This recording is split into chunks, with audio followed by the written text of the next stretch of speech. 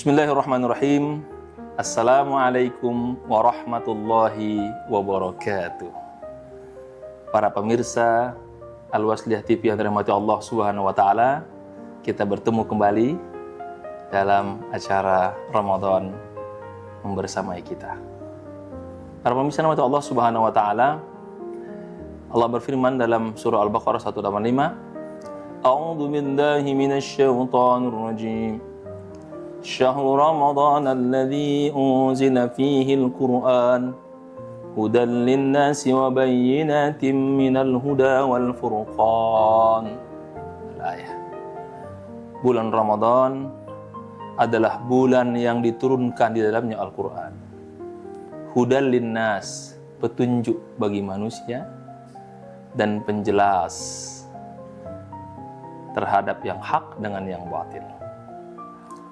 Para pemirsa TV yang dirahmati Allah Subhanahu wa taala, kalau kita berbicara Al-Qur'an, kita akan lihat bagaimana fenomena masyarakat terhadap Al-Qur'an. Pertanyaan mendasarnya, sudahkah kita mencintai Al-Qur'an? Sudahkah benar-benar Al-Qur'an membersamai kita?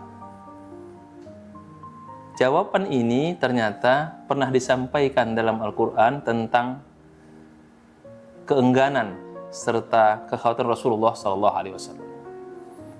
Apa di situ kalimatnya? A'udzubillahi minasyaitonirrajim. Wa qala rabbi inna qaumi ittakhadhu hadzal qur'ana mahjura.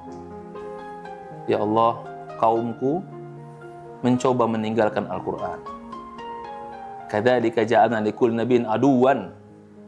Begitulah memang dalam masanya akan banyak orang-orang yang membenci Al-Qur'an. Apakah kita sudah membaca Al-Quran? Maka mari kita lihat 4 hal kalau memang kita cinta kepada Al-Quran. Membacanya kalau sempat, mempelajarinya kalau hati sedang mood, merenungkannya kalau ada masalah, dan mengamalkannya kalau menguntungkan. Kalau 4 ini ada pada diri kita, maka mari sama-sama kita mengucapkan Astaghfirullah. Berarti Quran hanya komoditas bagi kita. Kalau kita sempat, kita baca. Bahkan selain Quran itu lebih dulu kita baca WhatsApp sebelum mushaf. Kalau kita lagi mood belajar Quran, kalau enggak mood, Quran ditinggalkan. Kalau ada masalah, kita baca Quran. Ya Allah, cocok dengan saya. Tapi selesai masalah, tidak pernah kita sentuh Al-Quran. Dan yang paling banyak di masyarakat kita adalah mengamalkannya kalau menguntungkan. Dipasang ayat kursi di rumah supaya nggak masuk setan. Memang setan nggak masuk, karena setannya sudah lama di situ. Lalu apa yang kita lakukan untuk menunjukkan kita cinta kepada Al-Quran? Kata Yusuf Qaradawi dalam kitab Kaifa Nata'amal Ma'al Quran, bagaimana kita berinteraksi dengan Al-Quran, paling tidak 4 hal yang kita lakukan. Apa yang pertama? Tilawah. Kita harus memperbanyak membaca Al-Quran. Rasulullah bersabda, afdalu ibadati ummati tilawatul Quran. Sebaik-baik ibadah umatku adalah membaca Al-Quran. Hadis yang lain, iqra'ul Quran. Fa innahu ya'ti yaumal qiyamati syafi'an li ashabihi. Bacalah Quran. Dia menjadi syafaat bagi siapapun yang membacanya. Ketika membaca Quran, ternyata Rasul tidak katakan alif lam mim itu 1 huruf, tapi alif 1 huruf, lam 1 huruf, mim 1 huruf. Maka menjadi 30 huruf. Kalau kita hitung, membaca Bismillahirrahmanirrahim, ada berapa huruf? Ternyata ada 19 huruf. Ba, sin, mim, alif, lam, ha, alif, lam, ro, ha, mim, nun, alif, lam, ro, ha, ya, mim. Ada 19 huruf. Berarti kita sudah dapat 190 kebaikan. Kalau kita tidak lancar, Rasul katakan, ya tak dapat pahala 2. Pahala belajar dan pahala capeknya dengan membaca Al-Quran. Ini yang pertama kita lakukan. Membaca Al-Quran, tilawatul Quran. Yang kedua, kita harus tazkiyah. Apa itu tazkiyah? Membersihkan hati kita. La yamassuhu illal mutahharun. Bagaimana kita jadikan Al-Quran bukan sekedar bacaan, tapi sesuatu yang kita sucikan.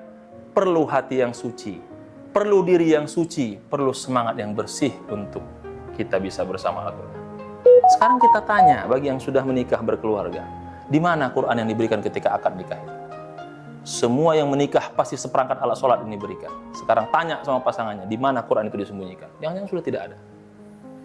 Ini menunjukkan kita tidak mempersiapkan diri kita untuk bersih ketika dekat kepada kalam suci yang maha bersih. Yang ketiga adalah ta'lim, mengajarkan Al-Quran. Rasul mengatakan, khairukum man ta'allamal Quran wa 'allamahu. Sebaik-baik kalian adalah yang belajar Al-Quran dan mengajarkannya.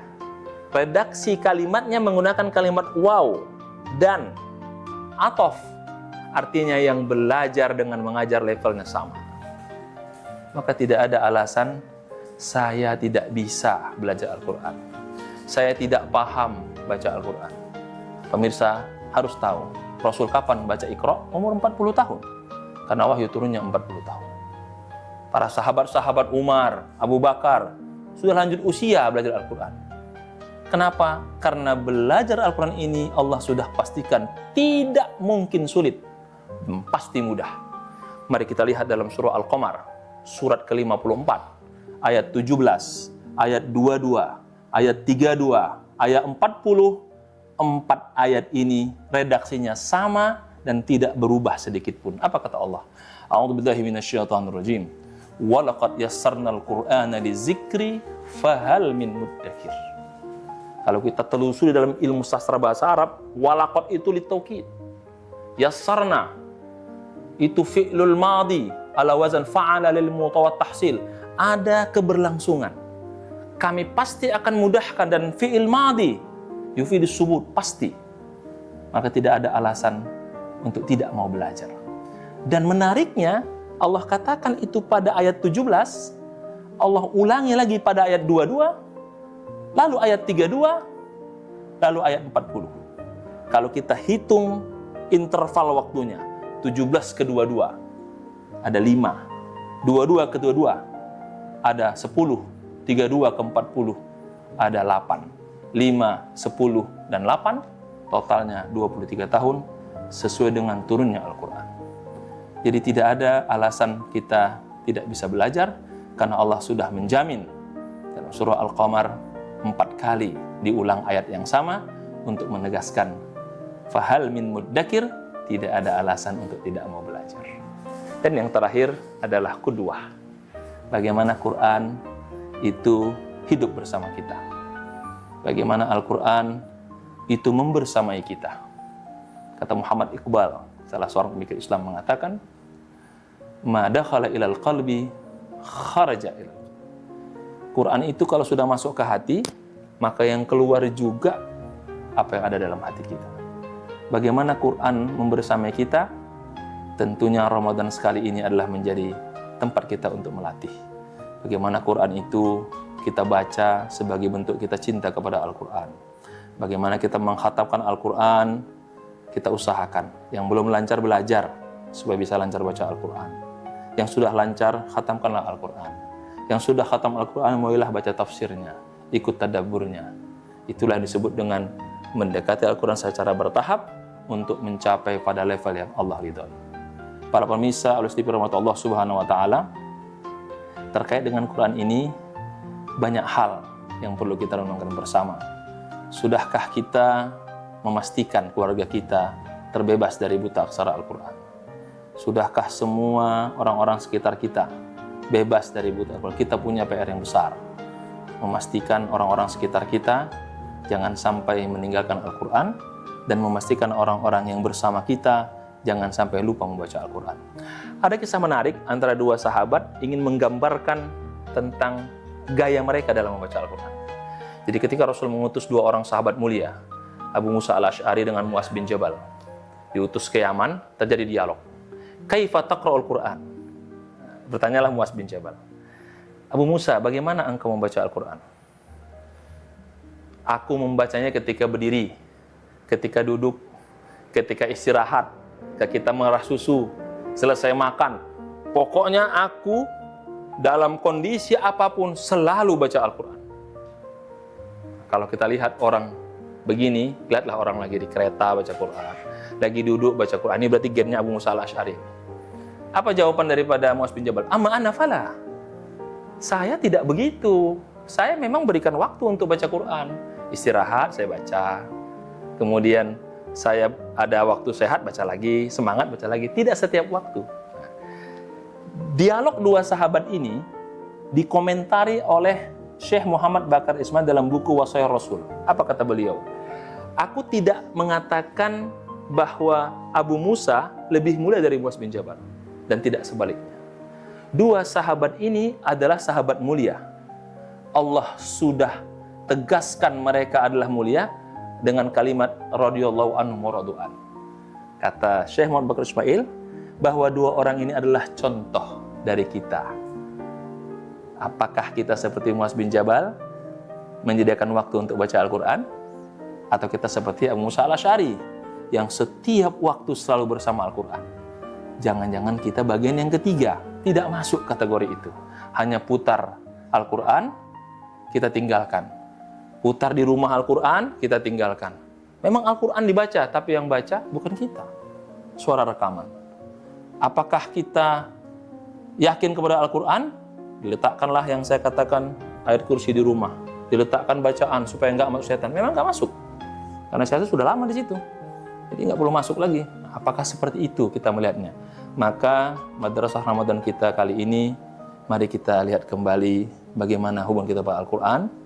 Yang sudah menikah, tanya suaminya, di mana dulu seperangkat alat sholat yang isi Al-Quran itu? Jangan-jangan sudah hilang. Tanya anak-anak kita, sudah sampai mana bacaan Al-Qurannya? Karena ternyata ada sebuah hadis mengatakan, ketika kita wafat itu, pada level apa surga yang kita terima, berdasarkan pada ayat apa yang telah kita baca menghadap Allah Subhanahu wa Ta'ala. Mudah-mudahan kita selalu menjadi umat yang tidak pernah meninggalkan Al-Quran, selalu mempersiapkan Al-Quran.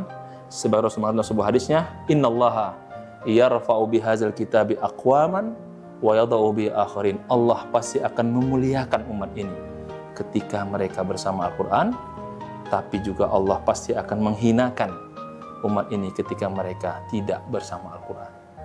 Kalau ini sudah kita renungkan, mari kita bismillah mengejar ketertinggalan. Di bulan Ramadan ini kita berlomba-lomba membaca Al-Quran, dan mudah-mudahan setiap orang yang kita baca mendapat pahala dari Allah Subhanahu wa Ta'ala. Demikian dapat saya sampaikan. Wa'alafu minkum nasrun minallah fathun qarib wa basyiril mu'minin. Assalamualaikum warahmatullahi wabarakatuh.